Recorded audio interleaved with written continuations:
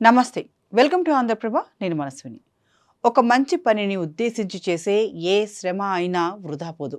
అది ఎల్లప్పుడూ సహాయపడుతూనే ఉంటుంది. క్లిష్ట సమయంలో మరింత ఎక్కువగా ఉపయోగపడుతుంది. ఏపీ సీఎం చంద్రబాబు నాయుడు రాష్ట్ర వ్యాప్తంగా మొదలుపెట్టిన అన్నా క్యాంటీన్లు కూడా సరిగ్గా ఇలానే ఉపయోగపడుతున్నాయి. ప్రస్తుతం రాష్ట్ర వ్యాప్తంగా ఉన్న అన్నా క్యాంటీన్లకు డిమాండ్ పెరుగుతోంది. కమర్షియల్ సిలిండర్ల కొరత కారణంగా హోటల్స్ మూతపడుతున్న పరిస్థితి. అలాగే మరికొందరు టిఫిన్ రేట్లు పెంచుతున్నారు. ఈ నేపథ్యంలోనే సామాన్య ప్రజలు అన్నా క్యాంటీన్ల వైపు మొగ్గు చూపుతున్నారు. దీంతో మధ్యాహ్న సమయాల్లో అన్నా క్యాంటీన్లకు డిమాండ్ పెరుగుతుంది.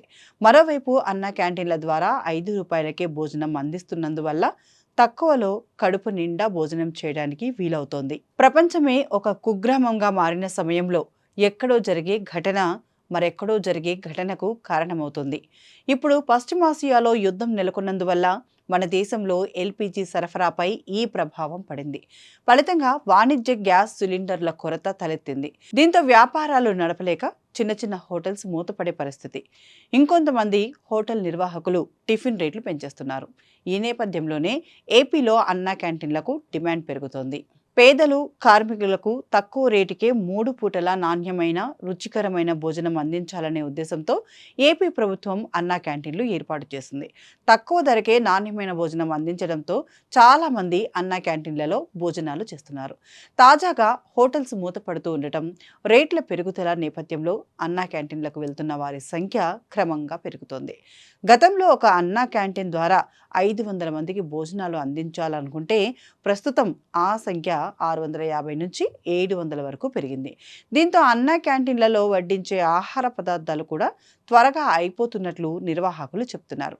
అన్నా క్యాంటీన్లలో గతంలో మధ్యాహ్నం 3 గంటల వరకు ఆహారం అందుబాటులో ఉండేది. ప్రస్తుతం 2 గంటలకే ఖాళీ అవుతున్నట్లు చెప్తున్నారు. ఇక మరోవైపు రాష్ట్రంలో ప్రస్తుతం 205 అన్నా క్యాంటీన్లు నడుస్తున్నట్లు మంత్రి నారాయణ ఇటీవల జరిగిన అసెంబ్లీ సమావేశాల్లో వెల్లడించారు. వీటి ద్వారా కోట్ల మందికి బ్రేక్ఫాస్ట్, లంచ్, డిన్నర్ అందించినట్లు తెలిపారు. త్వరలోనే గ్రామీణ ప్రాంతాల్లోనూ అన్నా క్యాంటీన్లు ఏర్పాటు చేస్తామని మంత్రి నారాయణ వెల్లడించారు. 75 అన్నా క్యాంటీన్లను త్వరలోనే ప్రారంభించేందుకు అధికారులు కసరత్తు చేస్తున్నారు. ఇవి కూడా ప్రజలకు అందుబాటులోకి వస్తే మరింత మంది పేదలకు 3 పూటల ఆహారం దొరుకుతుంది. ప్రతి అసెంబ్లీ నియోజకవర్గంతో పాటుగా మండల కేంద్రాల్లోనూ అన్నా క్యాంటీన్ల ఏర్పాటుకు ఏపీ ప్రభుత్వం ప్రణాళికలు రచిస్తోంది. మొత్తానికి చంద్రబాబు ఎంతో ప్రతిష్టాత్మకంగా తీసుకున్న అన్నా క్యాంటీన్లు ఇప్పుడు సంక్షోభంలోనూ సంజీవనిగా పనిచేస్తోందని చెప్పుకోవచ్చు.